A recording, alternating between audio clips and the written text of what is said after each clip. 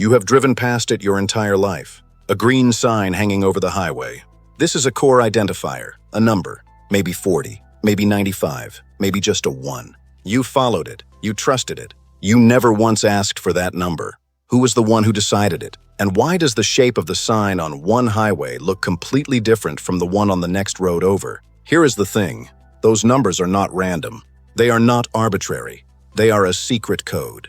A navigation system so precisely designed that if you understand it, you can figure out where you are in the entire country without a map, without GPS, and without ever having been there before. And it all started with a single terrifying problem that brought America to its knees. In 1919, the U.S. Army decided to drive a convoy of military trucks from Washington, D.C. to San Francisco. A straight shot across the country. Simple enough, right?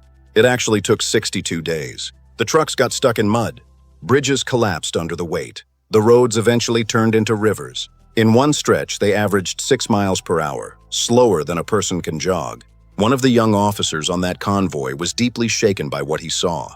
His name was Dwight D. Eisenhower. 30 years later as president, he would never forget those 62 days.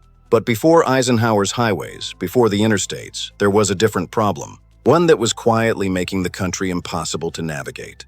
There was no system. Every road had a local name. Every state did whatever it wanted.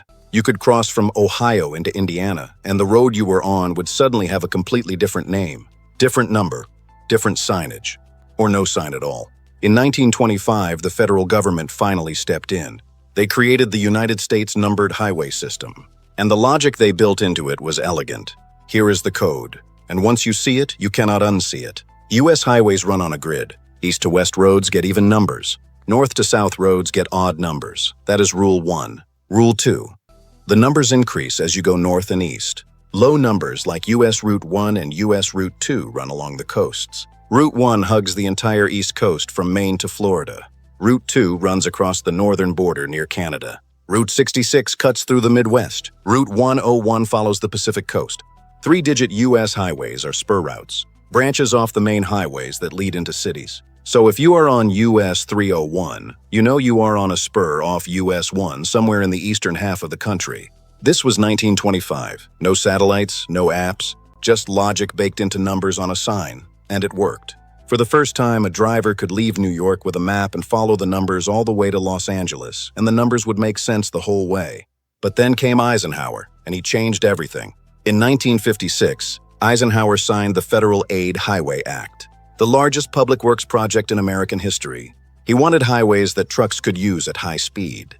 Highways with no traffic lights, no cross streets, no train crossings, pure, uninterrupted movement. And he gave them a new numbering system. On purpose, different from the old U.S. highways. Different shields, different logic.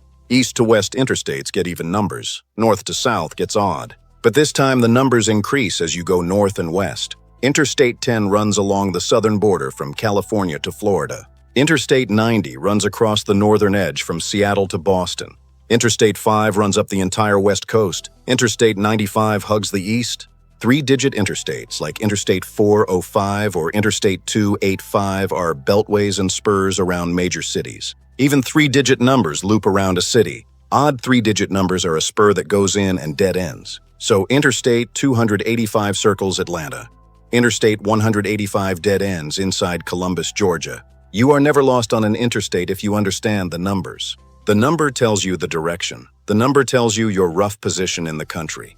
The number tells you whether the road loops or ends. Now the shape of the sign, because the sign itself is also a code. The U.S. highway marker is a simple white shield. Federal roads, pre-interstate, usually slower running through towns and cities. The interstate shield is the iconic blue and red, designed in the 1950s to feel modern and national. Those are the fast roads, controlled access, no stoplights, no intersections. And then every single state has its own shape for its own routes. California uses a poppy, Texas uses a cutout of the state itself, Hawaii uses a warrior's helmet. The shape is the state's identity stamped on every road inside its borders. 3 systems, 3 shapes, one giant interlocking map hiding in plain sight above every highway you have ever driven on. So the next time you are driving and you see that sign, Interstate 40, US 1, Route 66, you are not just reading a number, you are reading a coordinate. You are reading a piece of a system designed by engineers and soldiers and presidents to make sure that no American would ever have to spend 62 days crossing their own country again. The number on that green sign above you always knew exactly where you were, even when you did not. If that surprised you, give this video a like, and subscribe to the channel for more hidden systems living inside the everyday things around you. Because the world is full of codes, most people just never look up.